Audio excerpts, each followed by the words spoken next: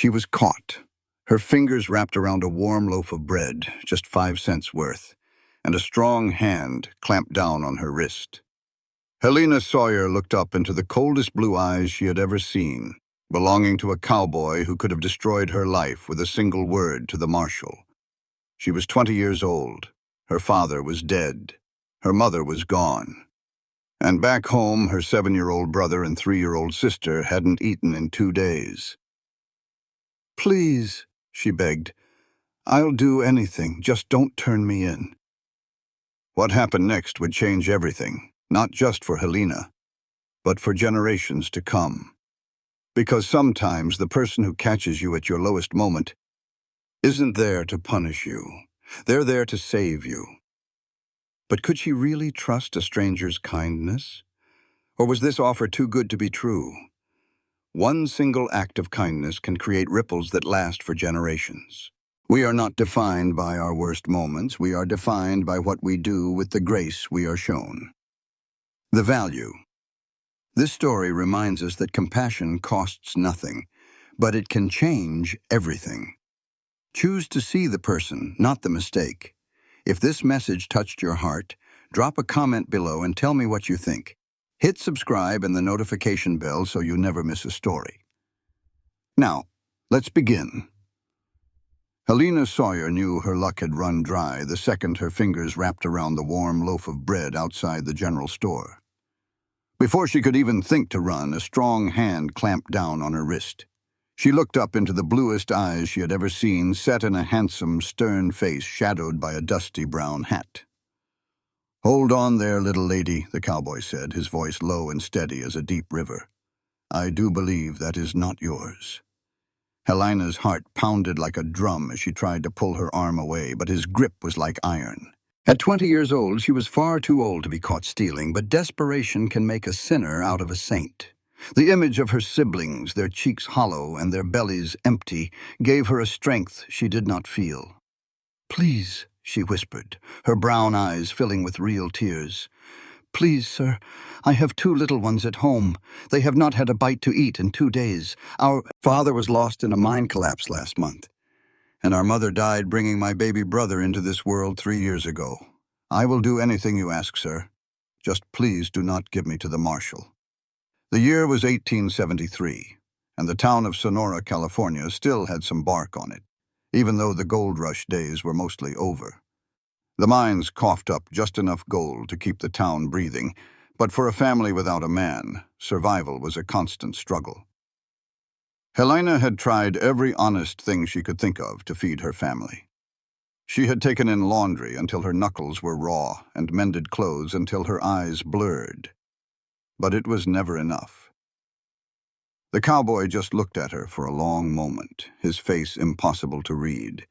He was tall, with shoulders as broad as a barn door, and skin weathered by years under a hot sun. His clothes were worn but clean, and the pistol riding low on his hip told her he was not a man to be trifled with. Helena saw all this in the time it took her heart to beat a few times, while fear was still running cold through her. "What do folks call you?" he finally asked. "Helena Sawyer," she answered, thinking the plain truth was her only card left to play. "I live in that old shack down at the end of Porter Street, the one with the busted shutter. The little ones are Thomas, he is 7, and baby Margaret, who just turned 3 last week." Her voice broke when she said her sister's name. "They are waiting for me. They think I have been out finding work. Not this." A flicker of something, maybe understanding, softened the hard lines around his eyes. This gave Helena the first sliver of hope she had felt. He let go of her arm and reached into his vest, pulling out a worn leather wallet that looked thicker than she would have expected. "You come with me," he said, nodding toward the door of the general store. Helena's first thought was to bolt, to use her freedom, and vanish into the back alleys she knew so well. But there was something in his voice that held her in place. It was not the voice of a man who wanted to shame her or see her locked up. So against all her better judgment, she followed him into the store, clutching her empty basket to her chest like a shield. The owner, Mr. Henderson, glanced up from his counter, a sour look already forming on his face. "Quincy Vaughn, If you are here to ask for more credit, I told you last week. Won't be needing any today, Henderson, Quincy cut in. He placed a few coins on the wooden counter, and the soft clink made the shopkeeper's eyes go wide. I need you to fill this young lady's basket. I want bread, flour, salt pork, beans. Everything you have got that will stick to a rib and keep a family fed for a while. Helena just stared at Quincy, completely stunned. Sir, I cannot take this, she stammered. You can, and you will, Quincy said, his tone firm but not mean. Think of it as a down payment on your salary. My salary? Helena repeated, her voice a squeak. Quincy turned to look right at her, and again she was taken aback by how blue his eyes were, like a clear California sky. I own a ranch about 5 miles out of town. My housekeeper passed on last winter, and the whole place has been going to rack and ruin. I need somebody who can cook, clean, and keep the house in order while I'm out with the cattle. The job comes with a place to stay, and I can pay you $15 a month. Helena's head was spinning. $15 a month was more money than she had seen in the last 3 months put together. But a little warning bell started ringing in her head. She had heard plenty of stories about men making offers that were too good to be true, especially to a woman with no other options. As if he could read her mind, Quincy added, There is a small cabin on the property. It is not much, but it is sturdy. It would be for you and your siblings. You would have your own place. I stay in the main house. All I need is someone to make sure I have a hot meal and clean clothes. Mr. Henderson was already hustling, loading her basket with supplies now that money was on the table. Helena watched as he added loaves of bread, a sack of flour, a precious bag of sugar, dried beans, a slab of salt pork, and even a small can of peaches. Soon the basket was heavy with more food than she had held in weeks. I do not know what to say, Helena said, her throat tight with emotion. Say yes, Quincy told her plainly. Say you will take the job and give those kids of yours a fair shake. Helena thought of Thomas trying so hard to be the little man of the family. She thought of Margaret, whose 3rd birthday came and went without so much as a sweet treat. She thought of the landlord who swore he would throw them out on the street by the end of the week. Yes, she said, the word coming out stronger than she expected. Yes, Mr. Vaughn, I will take the job. Quincy, he corrected her, a small smile finally touching his lips. If we are going to be working together, we might as well be on a first-name basis. When can you and the children be ready to move out to the ranch? We do not own much to pack, Helena admitted.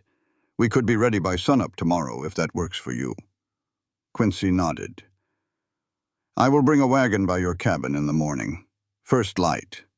That should give you time to get the young ones fed and used to the idea of moving. As they walked out of the store, Helena felt like she was in a dream, even with the real weight of the heavy basket in her arms.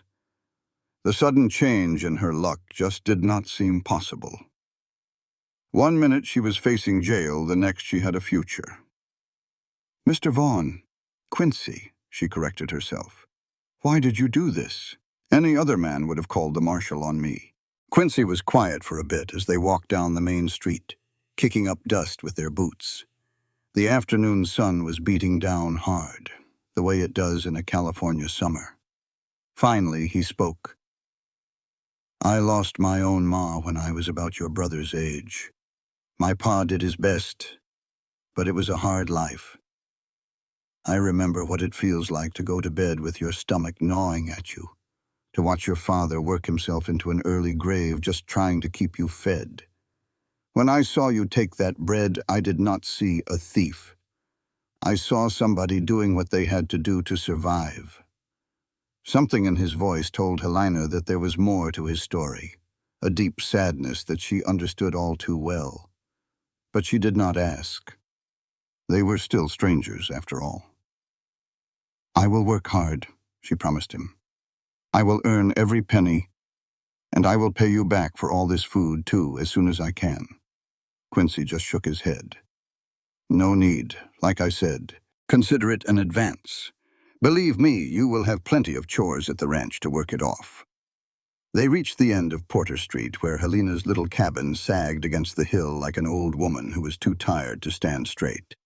The broken shutter hung crooked, and you could see the sky through parts of the roof.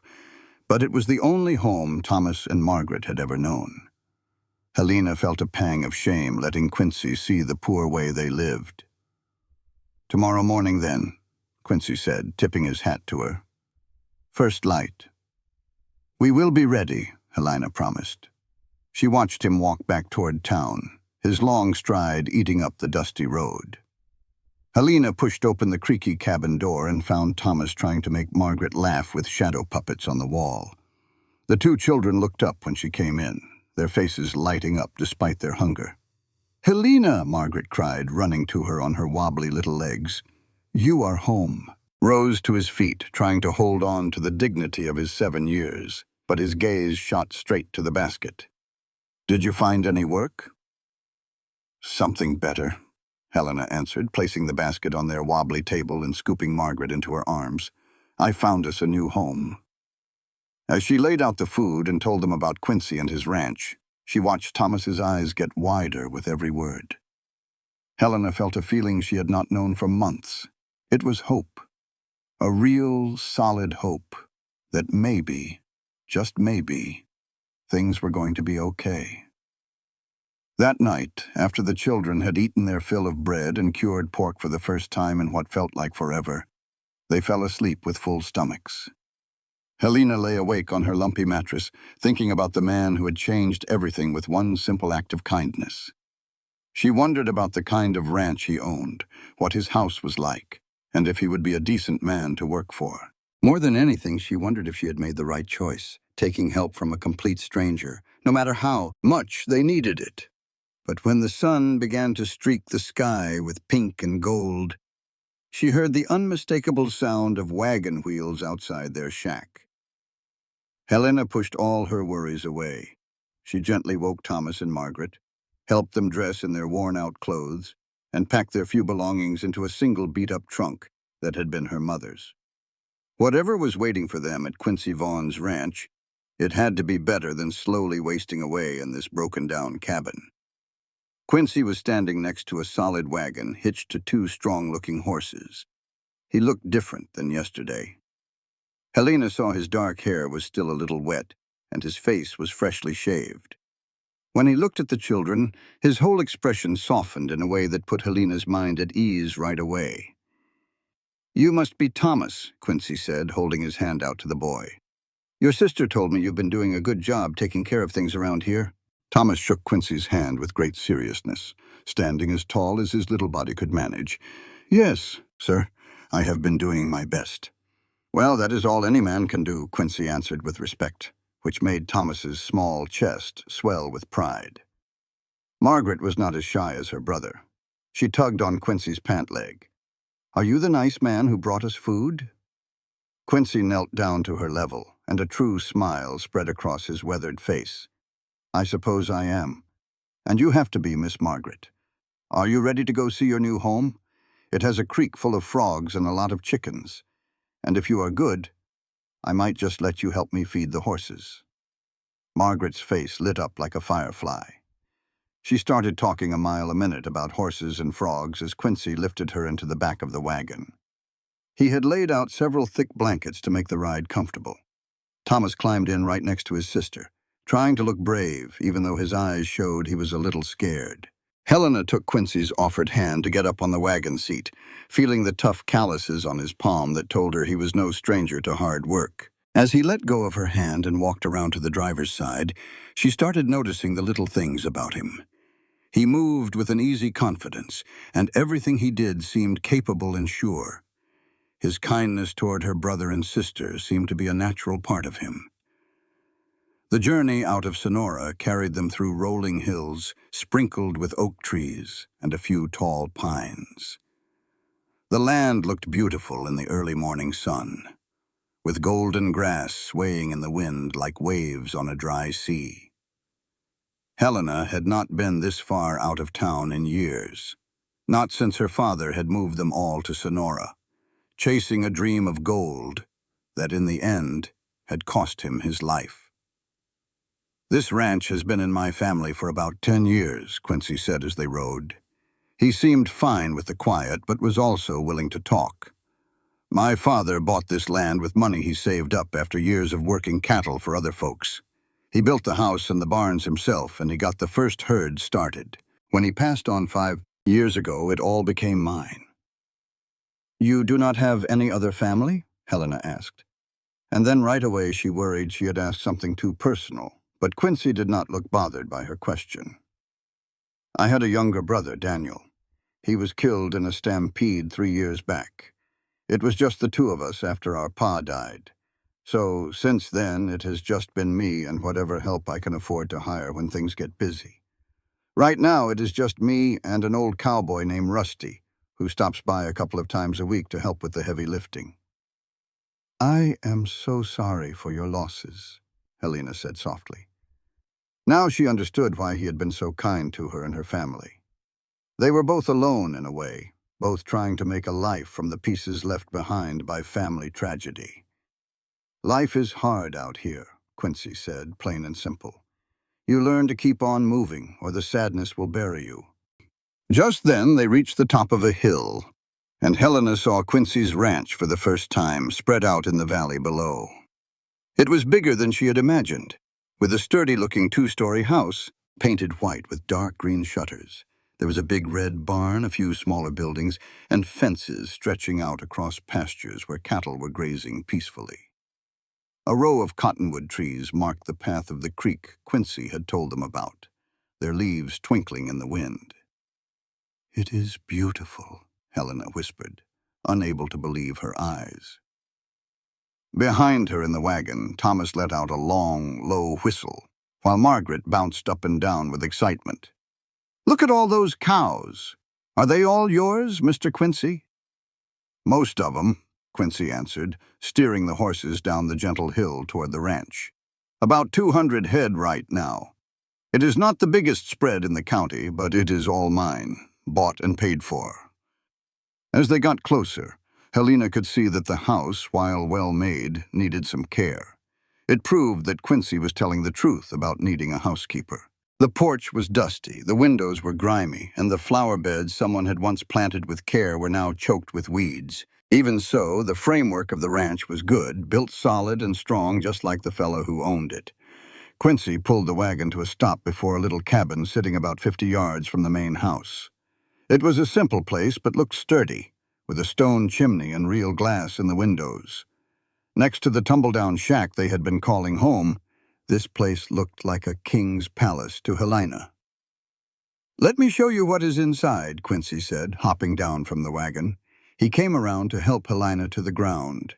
His hands felt steady at her waist as he lifted her down, and Helena felt a peculiar little flutter in her belly that she made herself ignore. This man was her boss, and that was all. She could not afford to mess up this godsend of an arrangement with any foolish notions.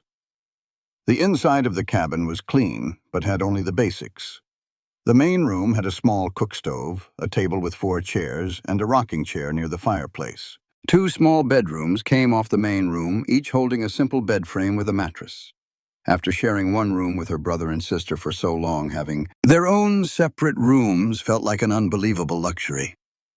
"The last housekeeper lived in here with her husband," Quincy explained. "They were getting on in years, and when she passed on, he went to San Francisco to live with their daughter. I have not had a soul in here since then. The bedding is all fresh, I can tell you that. I had it all cleaned in town last month, figuring I would eventually have to hire some help." Margaret ran from one room to the other, happy with every little thing. Meanwhile, Thomas looked over the cabin with a serious expression, checking the windows and the stove like he was the man in charge of approving the new living quarters. "It is more than we could have hoped for," Helena said, her voice thick with feeling. "It is just wonderful. Thank you, Quincy." He shifted on his feet, looking a little awkward, like he was not used to being thanked. "Well, come on then. Let me show you the main house so you can see what you're getting into." If the cabin was charming, the main house was downright impressive, even with how messy it was right now. The front door opened into a parlor with proper upholstered furniture, all covered in dust sheets, and a stone fireplace so big you could just about stand up inside it. Past that was a dining room holding a large oak table and a china cabinet, And then came the kitchen, which was bigger than Helena's whole cabin had been before. That kitchen was what every homemaker dreamed of, with a huge cast-iron stove, more counter space than you could shake a stick at, a real pantry, and a hand pump that brought water right into the house. Helena slid her hand across the counters, already picturing the good food she could cook here, the loaves of bread she could bake, and the life she could breathe back into this forgotten place. Upstairs we have 4 bedrooms, Quincy went on. I am in the master at the end of the hall, the rest are shut. There is also a study downstairs off the parlor where I handle the ranch's books and papers. When would you want me to begin? Helena asked, her mind already spinning with a list of all that needed doing. Tomorrow is plenty soon, Quincy said. For today, just get yourself and the little one settled in. There is a root cellar out behind your cabin stocked with the basics, and you are welcome to gather eggs from the chicken coop anytime you need. I generally have breakfast at sunup, lunch near noon, and supper when it gets dark. But I ain't too particular on the timing, so long as food shows up eventually. How about you? Any foods you favor or dislike? Quincy offered her a slight smile. Miss Sawyer, I have been surviving on my own awful cooking for months now. Anything that does not taste like burnt boot leather will be a welcome change. But since you are asking, I have a soft spot for apple pie, beef stew, and biscuits that do not threaten to break a man's teeth. Helena felt herself smile right back at him. I reckon I can handle that. For the rest of that day, Helena and her children got to know their new home. Thomas found the creek and spent hours trying to catch frogs, just watching the water tumble over the smooth rocks. Margaret started making friends with the chickens, giving every one of them a name, even though Helena gently told her not to get too fond of critters that were bound for the dinner table. Helena herself started turning the little cabin into a proper home, unpacking the few things they owned and just soaking in the wonder of having real beds to sleep on, and a stove that did not fill the room with smoke. That evening, as the sun dipped behind the hills in a fiery splash of orange and red, Quincy showed up at their door holding a basket with a roasted chicken, a fresh loaf of bread, and a jar of honey. I picked this up in town before I came for you this morning, he explained, looking uncharacteristically clumsy as he stood on their little porch. I figured you might not be up to cooking after a long day of moving. That is mighty thoughtful of you, Helena said as she took the basket, the warm smell of the chicken making her stomach rumble so loud they both had to laugh. Well, I will let you all get to it, Quincy said, starting to back away. The main house is always open if you need a thing. As Helena watched him walk back toward his own house in the fading light, she felt that funny little flutter inside her again, that feeling of seeing him not just as the man who hired her, but as a good man, maybe a lonely one, who had shown incredible kindness to a stranger in a desperate spot. She pushed that thought aside and called the children in for supper. There would be plenty of time to figure out her own jumbled feelings later on. Right now, she had a brother and sister to feed and a whole new life to start. The next morning, Helena was up before the dawn, a habit she had formed over years of trying to get a head start before Thomas and Margaret woke up and needed her. She dressed in the quiet, left a note for the sleeping children, and walked through the crisp morning air over to the main house. The kitchen was just as much of a wreck as she remembered, with dirty dishes stacked high in the sink, a layer of dust on every single surface, and a pantry that was crying out for some order. But Helena had never been one to shy away from hard work. She just rolled up her sleeves, pumped a big pot full of water, and got the stove fired up to heat it for washing. 2 hours later, when Quincy came downstairs following the scent to the kitchen, Helena had all the dishes clean, the counter scrubbed down, coffee brewing, and bacon sizzling away in a cast-iron pan. The aroma of fresh biscuits baking in the oven had filled the whole first floor. Lord have mercy, Quincy said from the doorway, just looking at the changed room. Is that actual coffee I smell? It is, Helena confirmed, pouring him a cup from the pot she had dug out of the pantry. I hope you do not mind I helped myself to the pantry supplies. You had everything for a proper breakfast. It just needed putting together right.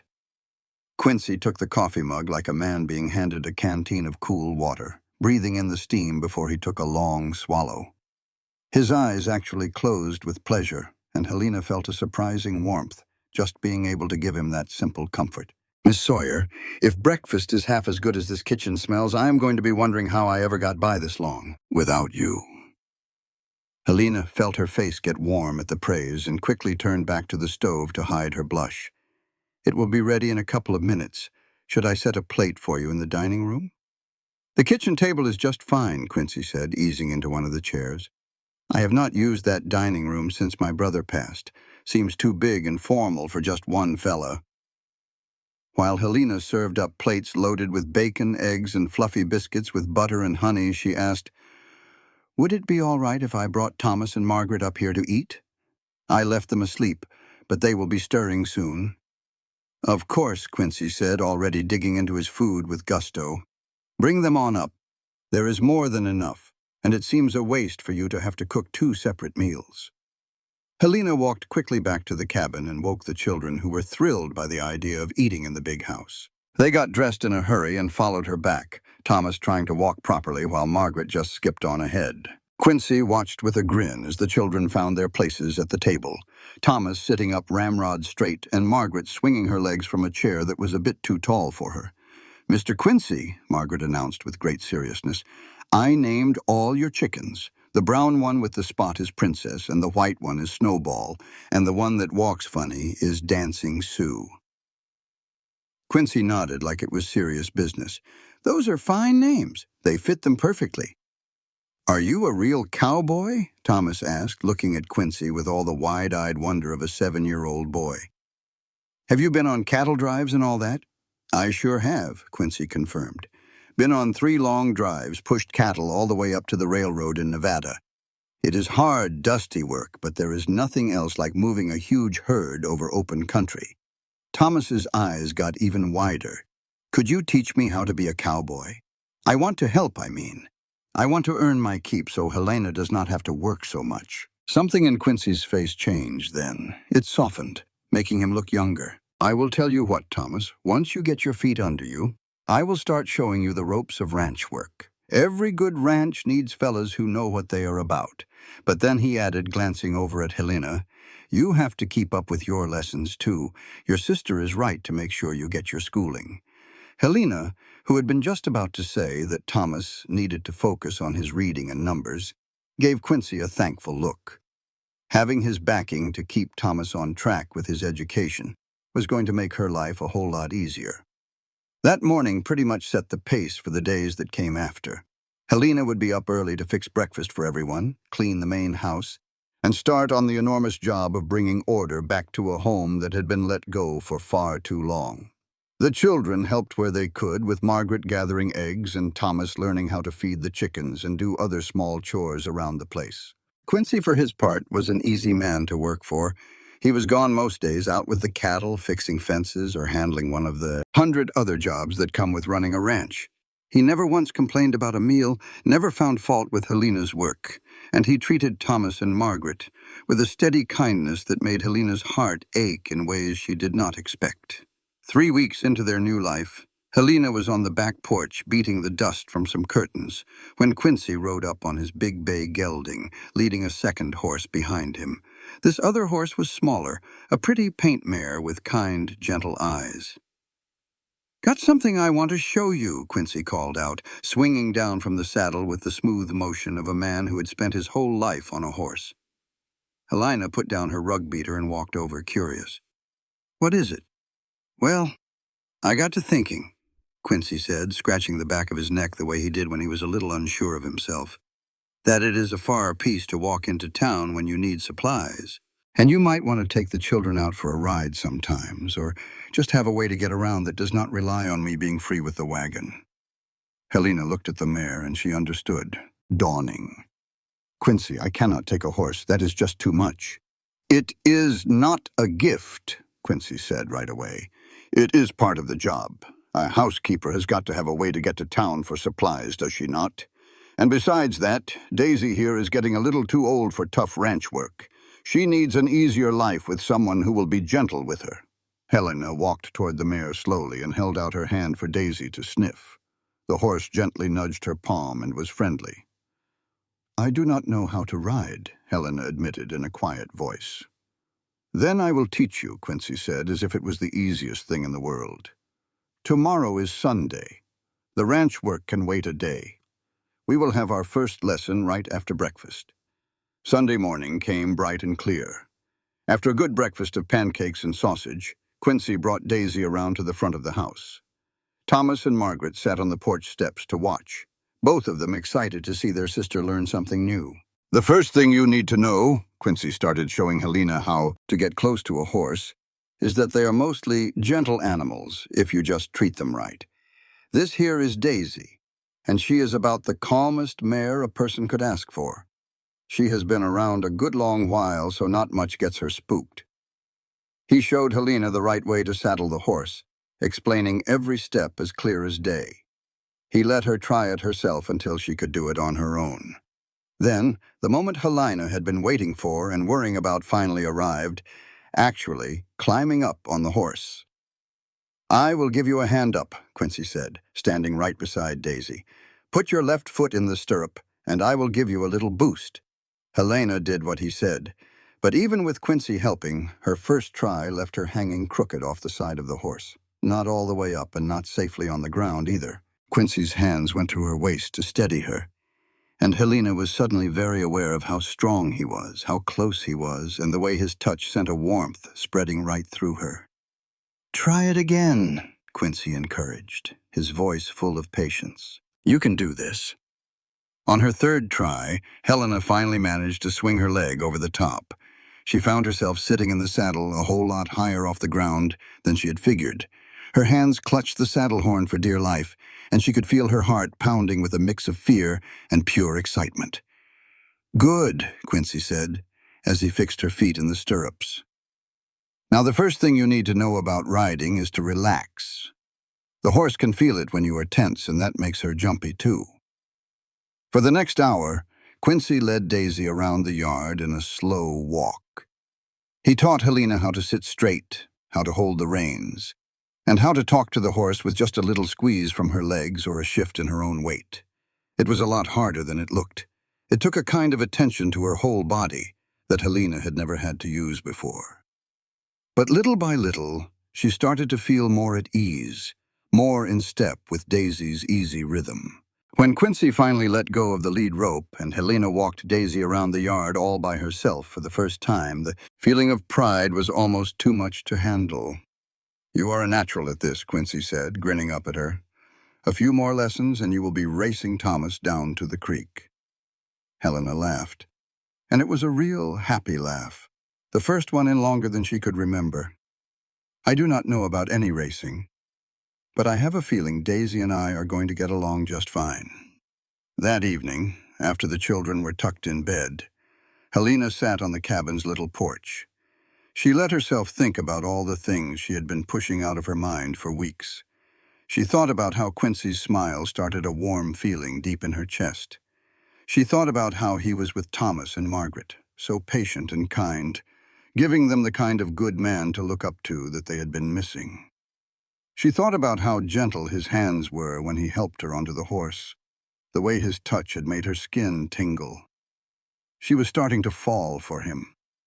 That thought should have scared her half to death. It should have made her panic about losing her job and the safe place she had found for her siblings. But instead, all she felt was a quiet sense of wonder, like finding a treasure she was not even looking for.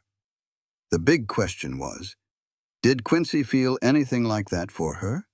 Or was he just being a kind boss? Helena had no experience with courting, no way of knowing how to read the looks he sometimes gave her. She did not know what to make of the way he seemed to find reasons to stay in the kitchen after meals, just talking about anything and everything while she cleaned up. She made a sensible choice to keep her feelings tucked away. She could not risk this job. She could not risk her brother and sister's well-being over something that might just be her own wishful thinking. But it seemed like fate had something else in store. 2 days later, Helena was in the kitchen getting lunch ready, when she heard the sound of several horses riding up. Looking through the window, she saw Quincy coming in with 3 other men. All of them looked like they had been on the trail for a while, covered in dust. She quickly threw more potatoes in the pot and put on some extra coffee, just figuring they were ranch hands Quincy had hired for some kind of job. When the men walked inside, Helena felt a tension in the air right away. The three strangers had hard-looking faces and sharp eyes that looked over the house in a sizing-up way that made her feel uneasy. "Miss Sawyer," Quincy said, his voice held carefully neutral. "These fellas are interested in buying some cattle.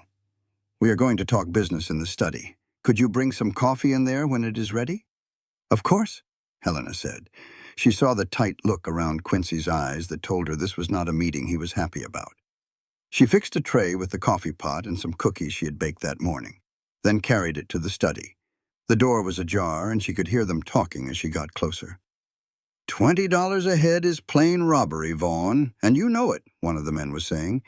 "We will give you 15, and that is being plenty generous." "My cattle are top-grade stock," Quincy answered, his voice steady. "They are well-fed, healthy, and perfect for breeding. They are worth 25 at least, so 20 is already a bargain." Helena knocked softly and walked in with the tray. All four men looked up at her, but it was the way the stranger's eyes followed her every move that made her skin crawl. She put the tray down as fast as she could and turned to go. "Well now," one of the men said. He was a skinny character with a scar running across his cheek. "You did not tell us you had such a pretty little housekeeper, Vaughn. That is a mighty fine perk to the job. Miss Sawyer is my employee, and she is under my protection," Quincy said. His voice dropped to a tone Helena had never heard from him, as cold as a blue norther. "You will speak to her with respect, or you will not speak of her at all." The man held his hands up like he was surrendering. "No offense intended. Just making a comment." Helena left in a hurry, her heart pounding in her chest. She tried to keep busy with lunch, tried to focus on chopping vegetables and not on the sick feeling those men had given her. She knew Quincy would handle whatever business they had, but she just could not shake a deep sense of unease. About 20 minutes later, she heard loud voices coming from the study, followed by the sound of chairs scraping hard against the floor. The three strangers came out looking mad as hornets and stormed right out of the house without saying a word to Helena. She watched from the window as they jumped on their horses and rode off at a full gallop, kicking up clouds of dust behind them. Quincy showed up in the kitchen doorway, and his face was grim. "I am sorry about that," he said. "Those men are known cattle rustlers, though nobody has ever been able to prove it.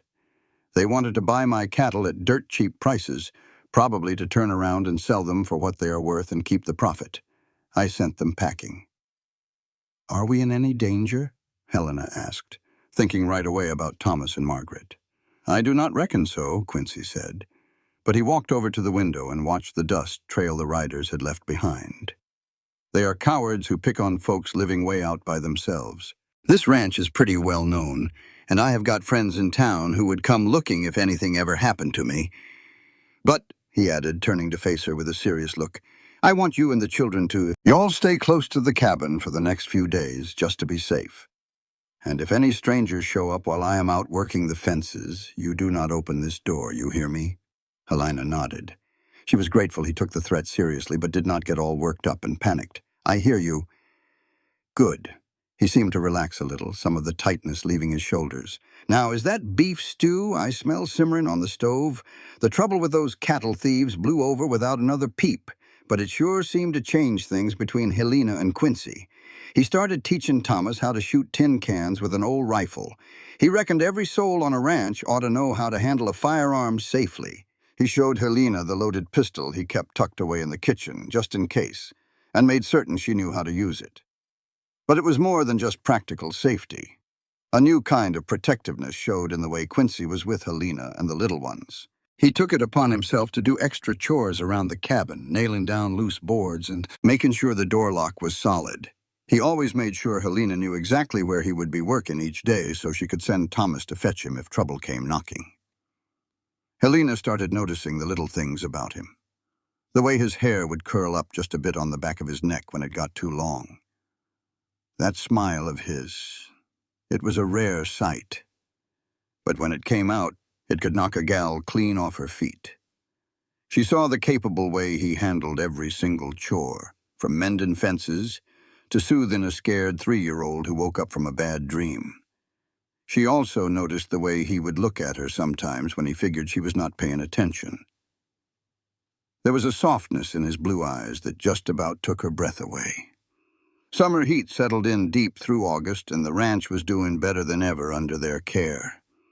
The house had never felt so tidy, the food had never tasted so good, and Quincy's cattle were getting fat and looking healthy. Thomas was filling out, growing stronger from good meals and hard work.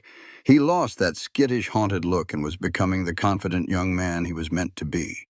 And Margaret, she blossomed like a bluebonnet in spring, chattering away and bringing a bit of sunshine to even the longest of days. One evening, long after the children were tucked in bed, Helena was finishing up the last of the dishes when Quincy appeared in the kitchen doorway. He had washed up and changed his clothes after a hard day's work, and his dark hair was still a little damp. "You got a minute?" he asked. He sounded strangely hesitant. "Of course," Helena said, drying her hands on a dish towel. "Is something wrong?" "No, nothing's wrong. I wanted to say something." He took a breath, like he was trying to find the right words. "You have been here almost 3 months now. And you have done a whole lot more than just keeping house. You have made this place feel like a real home again." I did not even realize how much I was just going through the motions, just getting by instead of truly living. So thank you. A warmth spread through Helena's chest. You saved us, Quincy. You took a chance on somebody you caught stealing, and you gave my brother and sister and me a future we never would have had. I reckon we are the ones who ought to be thanking you. Maybe we saved each other, Quincy said in a low voice, and he took a step closer. The air between them grew heavy with all the things that had gone unsaid, things that had been building up for months. Helena's heart started hammering in her chest, and she could not pull her eyes away from Quincy's. The lamplight was dancing in them, making them look like pieces of the twilight sky. "Helena," he said, and her name sounded rough in his throat. "I need to tell you something. And I want you to know that your job and your home here are safe, no matter what you say back. You and those kids will never want for a thing as long as I am around to provide for you. You understand me?" Helena just nodded, not trusting herself to speak. "I am falling in love with you," Quincy said, plain and simple. The words landed in the quiet kitchen like pebbles in a still pond, sending out ripples that were going to change everything. Been falling for a while, if I am being honest. The way you laugh with Margaret. The way you have taught Thomas to hold his head high. The way you hum when you are working. The way that morning sun catches in your hair. I am 32 years old, and I have never felt this way about anyone in my whole life, the way I feel about you. Helena's eyes welled up with tears, but they were not tears of sadness.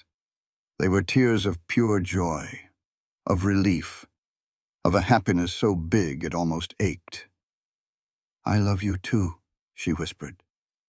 "I have been so scared to even let myself think it, scared I would ruin everything. But I do." She cleared her throat and said it again, stronger this time.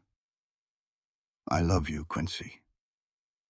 The space between them vanished as Quincy stepped forward and wrapped Helena in his arms. His kiss was soft at first, almost like a question.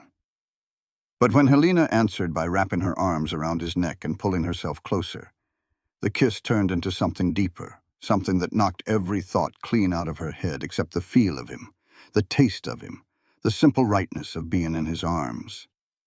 When they finally pulled apart, both of them breathing hard, Quincy rested his forehead against hers. "Marry me," he said. "I know it is sudden and we have only known each other a few months, but I am sure. I am more sure about this than I've ever been about anything."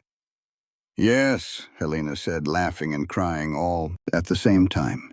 "Yes, yes, yes." They kissed again, and Helena felt like her heart was about to burst right out of her chest with happiness.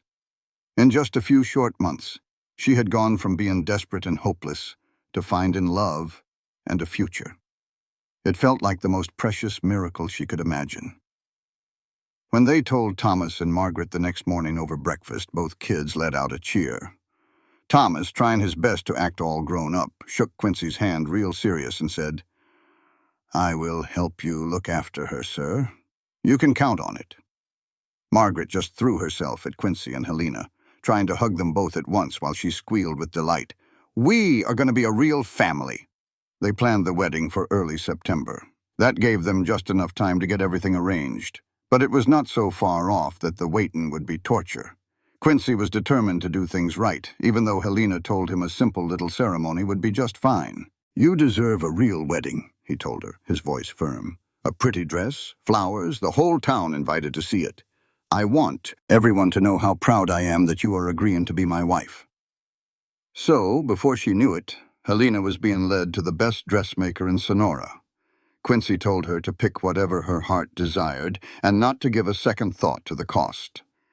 The dress she finally chose was a simple but beautiful one made of cream-colored silk with delicate lace around the collar and the cuffs. When she put it on and saw herself in the big mirror, she could hardly recognize the skinny, desperate woman who had been caught stealing bread just a few months back. The wedding took place in Sonora's little church on a perfect September afternoon. It seemed like half the town showed up, all of them curious about the rancher who had been a bachelor for so long, and the mysterious housekeeper who had gone and captured his heart. Helena walked down the aisle with Thomas on one side and Margaret on the other. Both children were just beaming with pride over their important jobs. But Helena only had eyes for Quincy. He was standing at the altar in a new black suit, his blue eyes shining with a love and a promise that was clear as day. When she reached him, and he took hold of her hands, and it felt like the rest of the world just melted away. The preacher started with "Dearly Beloved," but Helena couldn't hardly hear those old familiar words. She was far too busy soaking up every little detail of that moment. The little tremble in Quincy's hands as he held on to hers. The way he looked at her, like she was the most precious thing God ever made. The feeling in her chest like her heart was about to bust wide open with pure happiness. When it came their turn to say the vows, Quincy's voice rang out strong and true. "I, Quincy Vaughn, take you, Helena Sawyer, to be my wife, bound by law and love. I promise I will love you, honor you, cherish you, and keep you safe for all my days. I promise to be a good husband to you and a good father to Thomas and Margaret. I promise to build a life with you that is worthy of the blessing we have found in each other." Helena's own voice was thick with tears of joy when she said hers back. "I, Helena Sawyer, take you, Quincy Vaughn, to be my husband in the eyes of God and man. I promise to love you, honor you, cherish you, and stand right by your side no matter what comes our way. I promise to make our house a home, to be your partner in every single thing, and to never forget that you were the one who saw me when I felt invisible and gave me hope when I thought all hope was gone." When the preacher finally said they were husband and wife, and Quincy leaned in to kiss her, the whole church just erupted with cheers. But all Helena could hear was the thump-thump of her own heart, and Quincy's soft whisper, "I love you, Mrs. Vaughn." The party after was right there at the ranch, with tables all set up under the big cottonwood trees down by the creek. There was music and folks dancing, plenty of good food and laughter, and a kind of joy that just seemed to settle over everything like warm sunshine.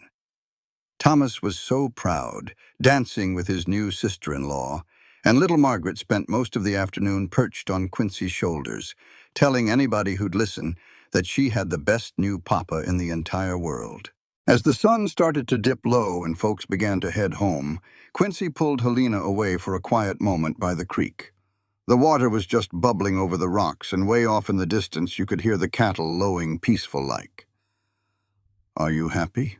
Quincy asked, wrapping his arms around her from behind and holding her close against his chest. "I'm happier than I ever dreamed I could be," Helena confessed, placing her hands over his. "Sometimes I still can't hardly believe this is real, that I'm not going to wake up back in that terrible little cabin with nothing in the cupboards and not a lick of hope to be found." "This is real," Quincy promised, and he pressed a soft kiss to the side of her head.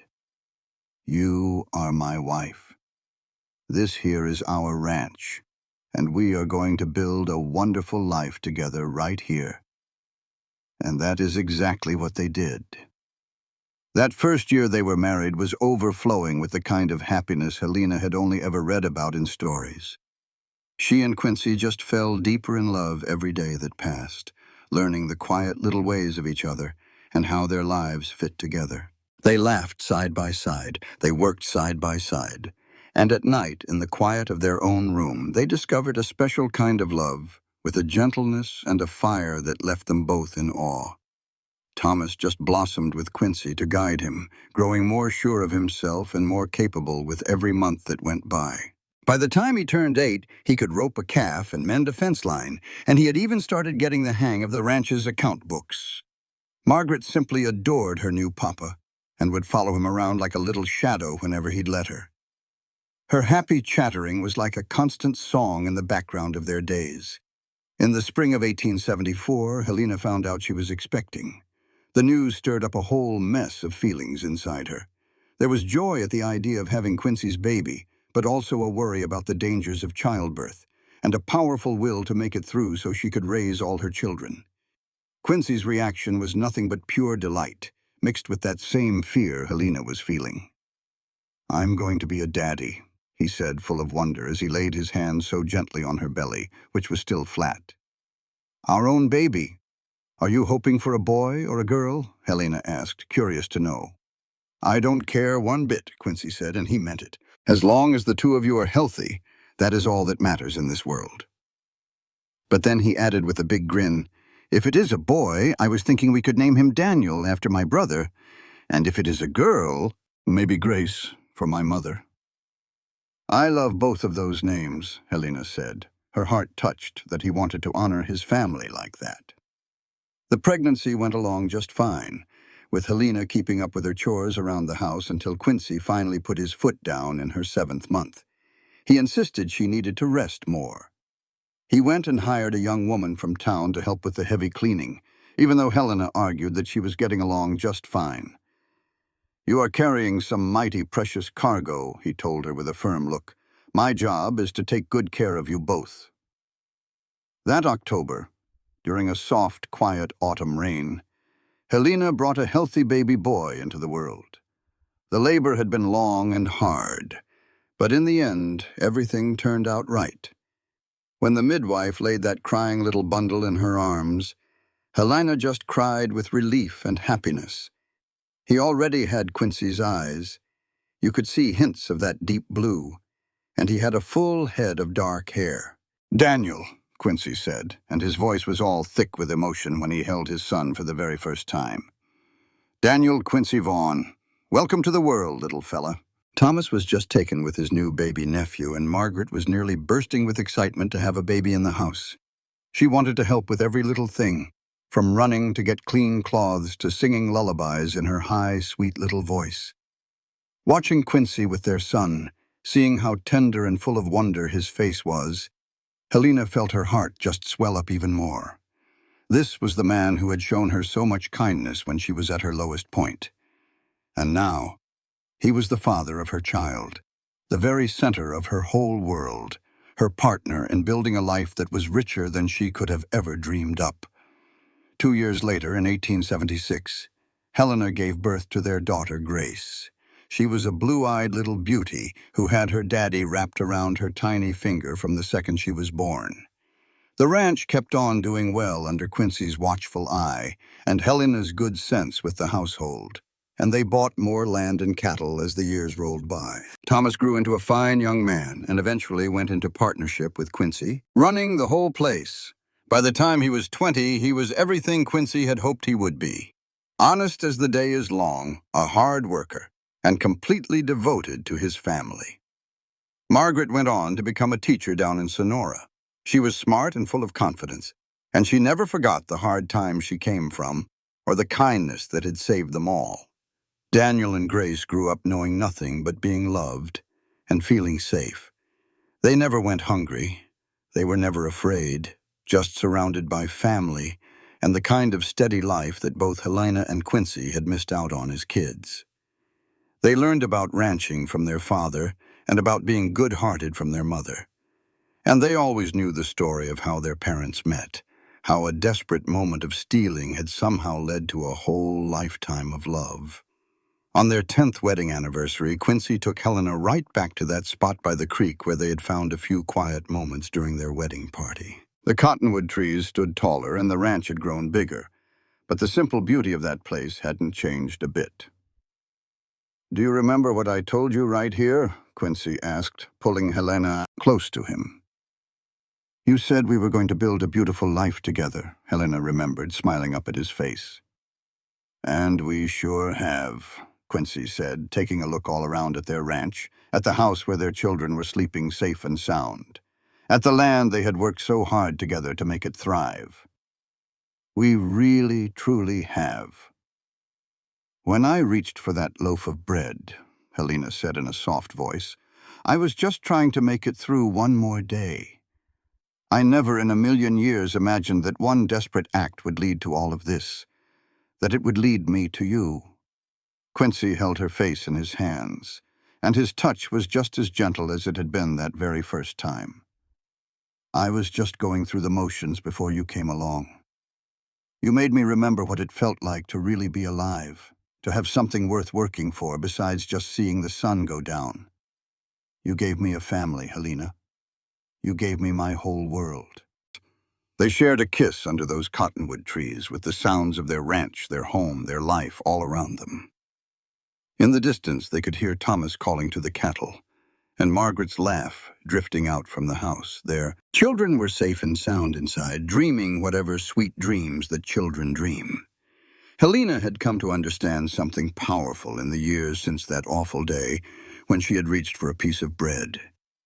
She learned that a little bit of kindness could change a person's whole world, that love could sprout up in the most unlikely of places, and that sometimes the very worst moments in our lives are just putting us on the path to the very best.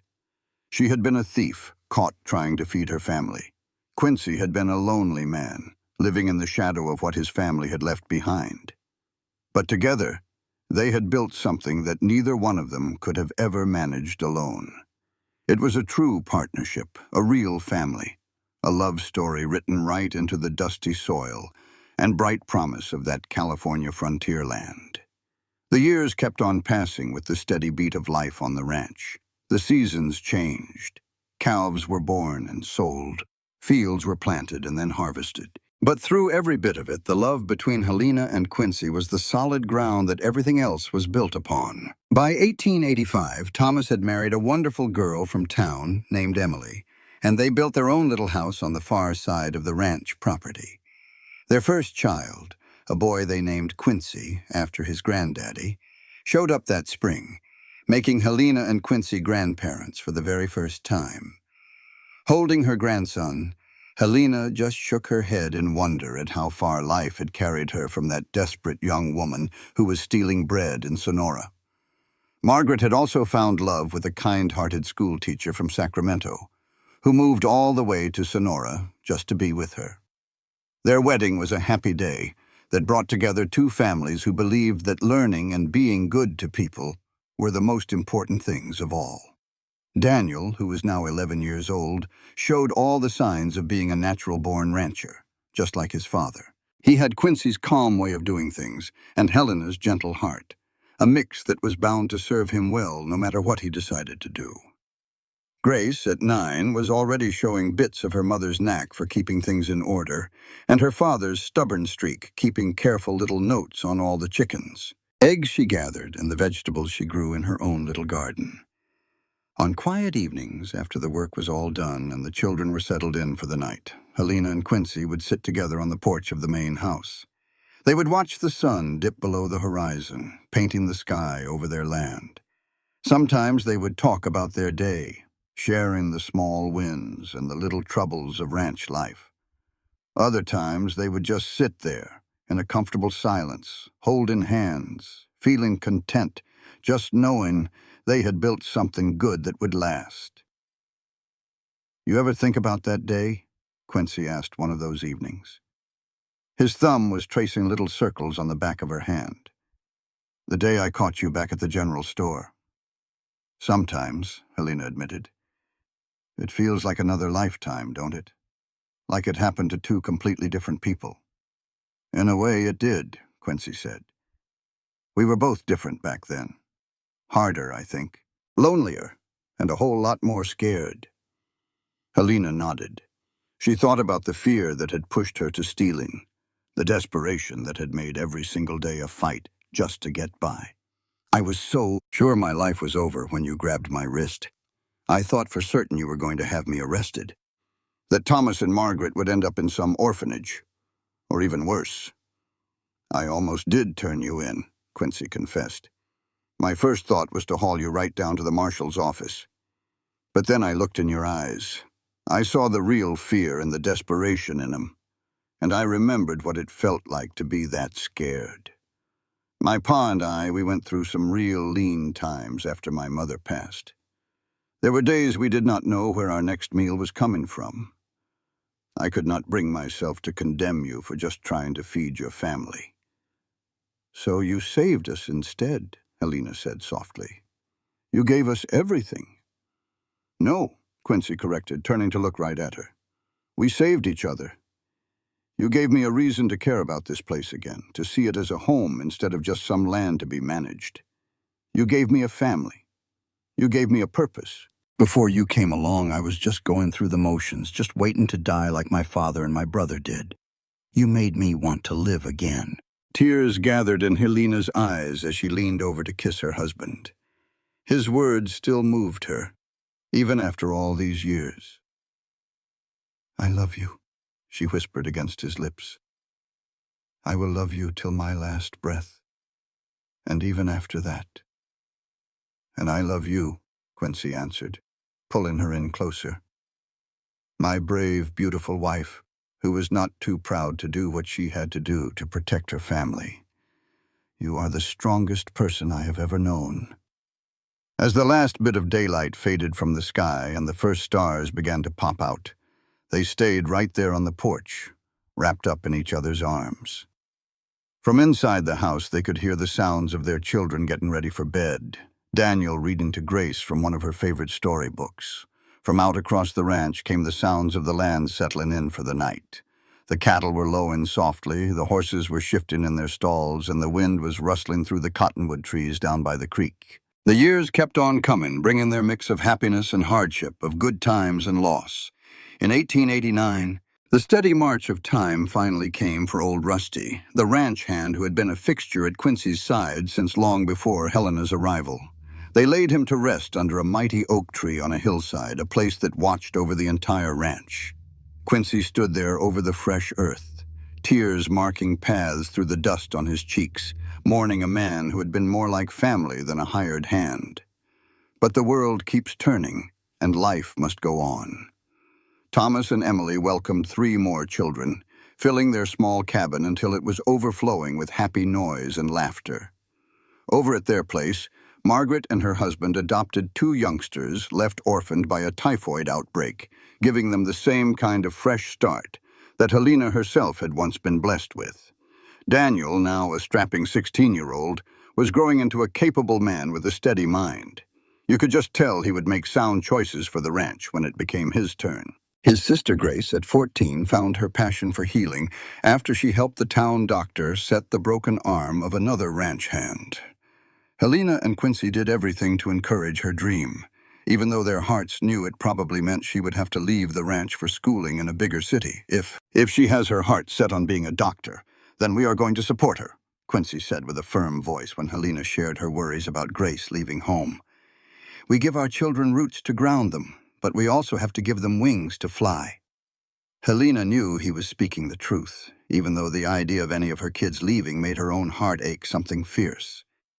But she also knew that what she and Quincy had built was something special, a family held together by love and support. It was a place where every person could chase their own dreams, knowing they always had a home to come back to. In 1892, Helena and Quincy celebrated 19 years of marriage. They threw a party that brought out their whole extended family and what felt like half the town of Sonora. Helena stood in her kitchen with two young women from town now helping her keep up with feeding such a big family, and she just marveled at how her life had unfolded. She was 40 years old, still feeling healthy and strong, and she had a husband who loved her just as much as he did on the day they were married. Her brothers and sisters, who were once so thin and desperate, were now grown and thriving with families of their own. Her own children were growing up to be fine young men and women. The ranch was doing well, prosperous and managed right.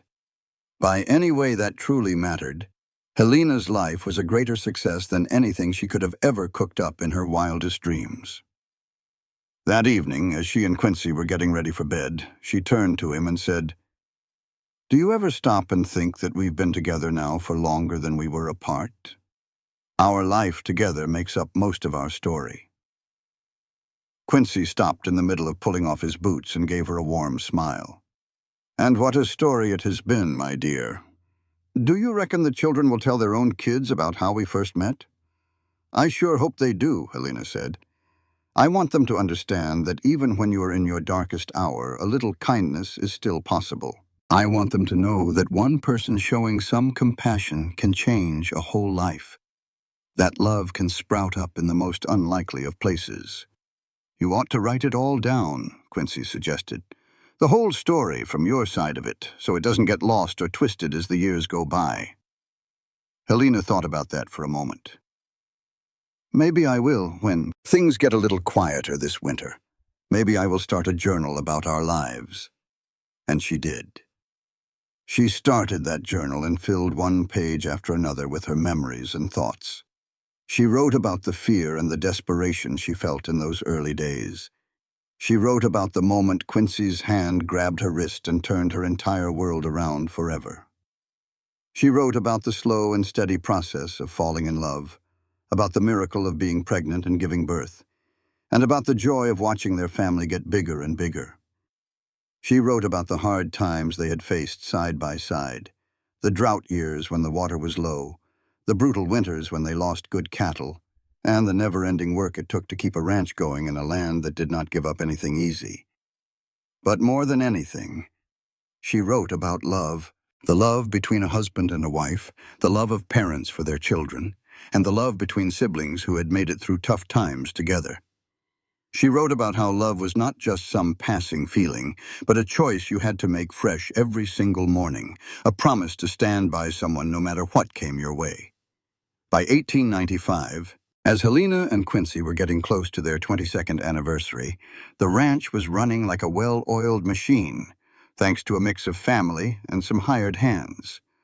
Thomas was in charge of the day-to-day cattle work, while Daniel, who was now 21, had shown he had a real knack for the business end of things. He could negotiate prices and contracts with a sharpness that made even the toughest old buyers take notice. Grace had, in fact, gone off to San Francisco to study medicine, and she wrote letters home that were just bursting with excitement and grit. Margaret's adopted children were doing wonderfully, showing that same tough spirit that comes from getting a second chance at a good life. Quincy was 54 years old now, his dark hair having plenty of silver running through it, but he was still as strong and capable as ever. He still got up before the sun to check on the cattle and ride the fences of their land.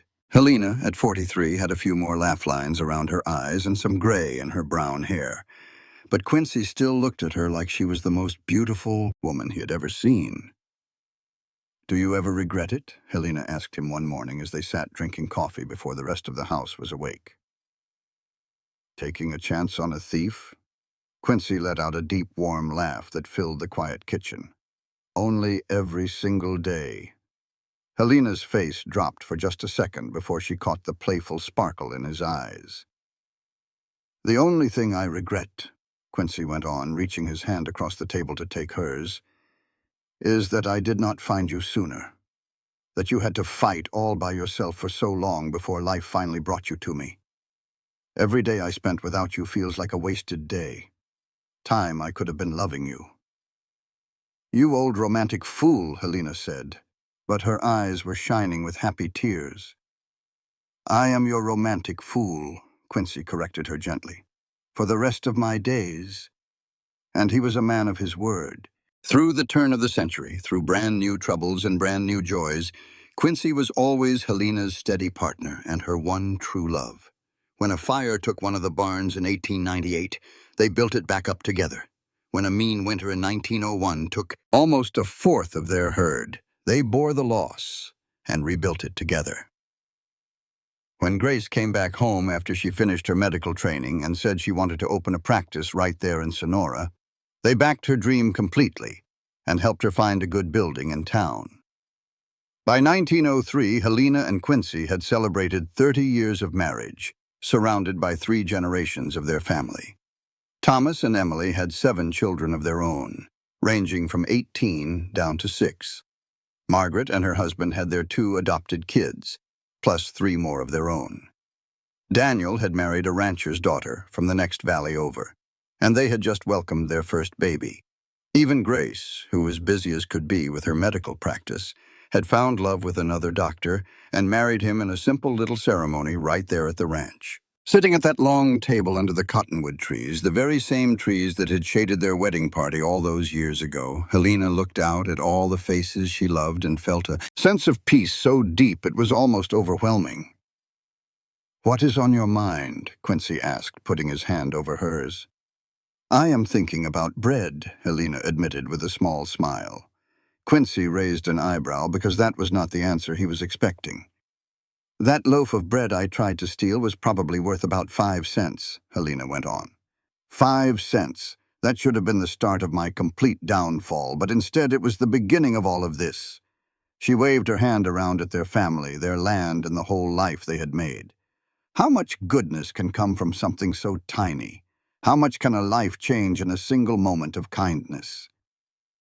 Quincy was quiet for a second, his eyes looking a little misty. I reckon that is the whole point, is it not? We never know which moment is going to be the one that changes everything, which choice is going to lead us where we are meant to go. I could have handed you over to the marshal that day, but instead I saw somebody who needed a hand, and I chose to offer one. And that one choice gave me everything I hold dear. It gave us everything, Helena corrected him in a soft voice. Yes, Quincy agreed, lifting her hand to his lips. It truly gave us everything. As the sun bled out over the ranch that evening, painting the big sky in hues of orange and pink and purple, Helena and Quincy stood together on the porch of the house they had called home for 30 years. All around them, their family laughed and carried on, children hollered and played, and the ranch hummed with its own timeless rhythm. Helena leaned into Quincy's side, and he wrapped a steady arm around her, holding her close. They stayed just like that for a long while, watching the light fade and the first stars pop out, surrounded by the living proof of a life they had built from a single moment of compassion. "Thank you," Helena whispered at last. "For what?" Quincy asked, though the warmth in his voice said he already knew. "For seeing me," Helena said simply. "For looking past a desperate woman stealing bread and seeing someone worth saving. For loving me and for giving me this life." "Helena Vaughn," Quincy said, turning her to face him so he could look deep into her eyes, "you were always worth saving.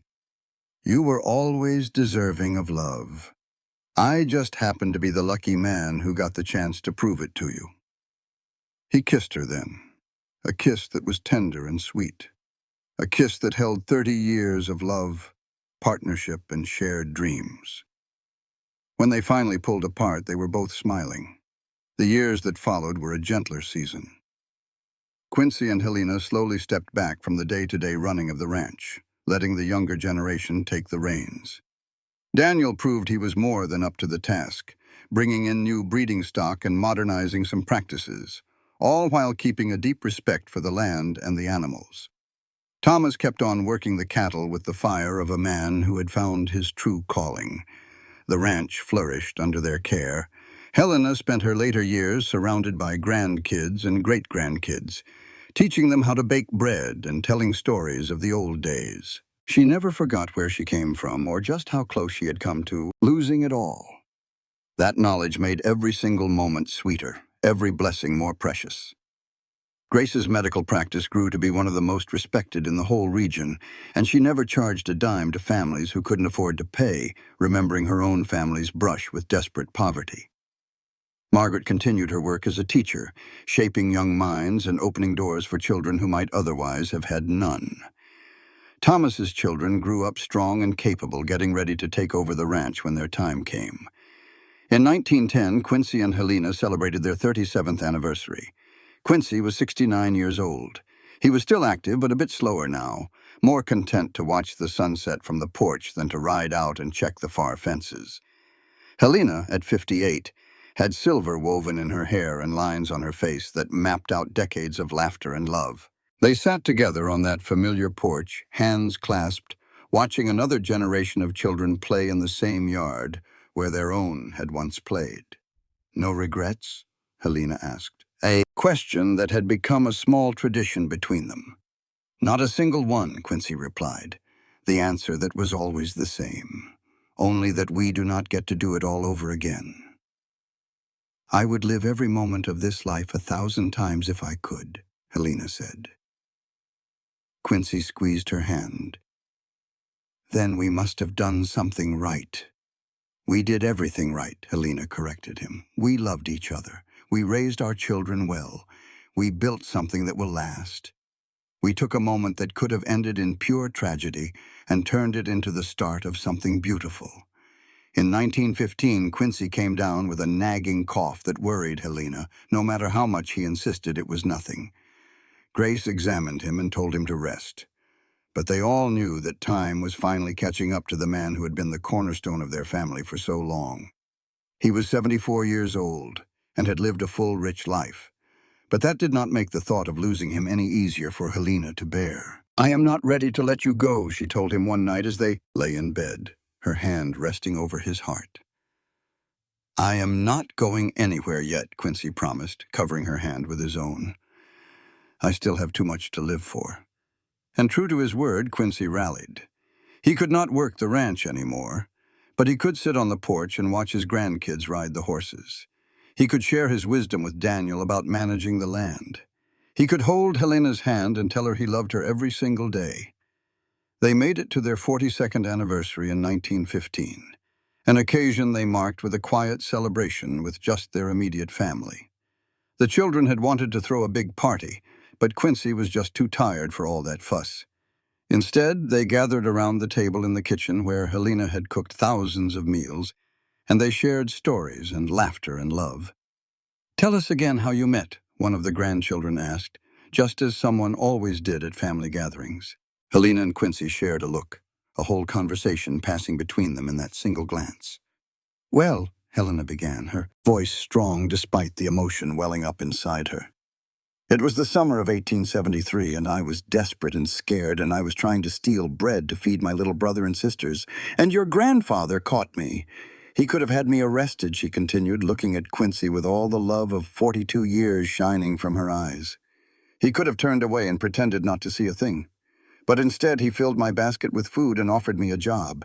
He changed my entire life with one single act of kindness." "She changed mine, too," Quincy added softly. "She made me remember what it meant to have a family, what it meant to have something worth fighting for. She gave me everything that matters." The grandchildren listened, captivated, just as they always did, even though they had heard the story dozens of times. It never got old. This tale of hardship overcome and love found in the most unlikely of places. That night, after everyone had gone home and the house was quiet, Helena and Quincy lay in bed together, holding each other close. "I meant what I said earlier," Quincy murmured into her hair. "You gave me everything that matters. And you gave it all back to me," Helena replied. "Everything I have, everything I am, I owe to you." "No," Quincy corrected her gently. "You were always strong, always capable. I just gave you the chance to prove it." They fell asleep like that, wrapped in each other's arms. Two souls who had found their perfect match in the most imperfect of circumstances. Quincy Vaughn passed away peacefully in his sleep 2 weeks after their anniversary, with Helena right there beside him and their family nearby. He was 74 years old and had lived to see his ranch prosper, his children succeed, and his grandchildren grow. He died knowing he was loved, and that he had loved well in return. Helena grieved, a deep and powerful grief, but not without hope. She had 42 years with the man she loved. She had built a life and a legacy that would endure long after they were both gone. She continued to live in the ranch house, surrounded by family, finding comfort in her children and grandchildren, and in the certain knowledge that she and Quincy had done what they set out to do. They had built something that would last. She lived for another 8 years, staying sharp and involved right up to the end. She finished her journal, filling in the final chapters of their story, making sure that the generations to come would know how it all began. She kept on baking bread, teaching her granddaughters the very techniques her own mother had taught her, connecting the past and the future through the simple act of kneading dough.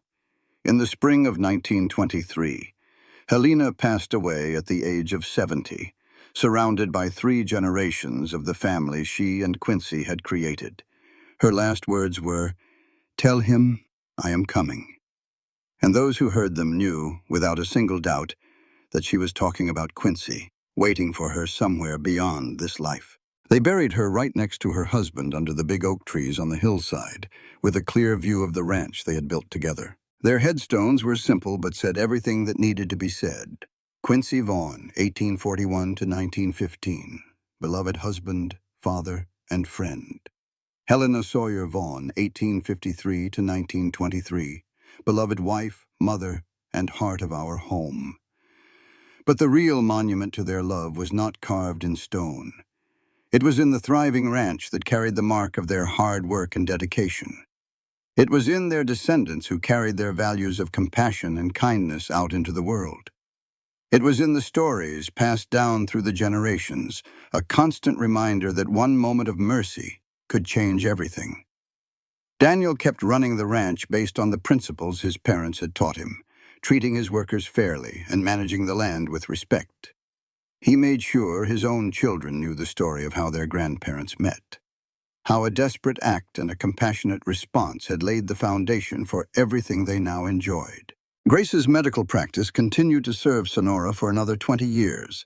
Her reputation for skill and compassion drew patients from all across the region. She never turned away anyone who could not pay, living by the example her mother and father had set. Margaret's adopted children grew up to become teachers themselves, passing on the gift of education and opportunity that they had received. Thomas's descendants continued to work the land, generation after generation, finding meaning and purpose in the good, hard work of ranching. The ranch itself stayed in the family, passed down from Daniel to his children, and then to theirs. Each new generation added their own touches, modernized a few things here and there, but they never lost sight of the core values that Quincy and Helena had built their lives on: family, compassion, hard work, and love. And in every kitchen and every house on that ranch, bread was baked fresh every single week, a quiet reminder of where it all began.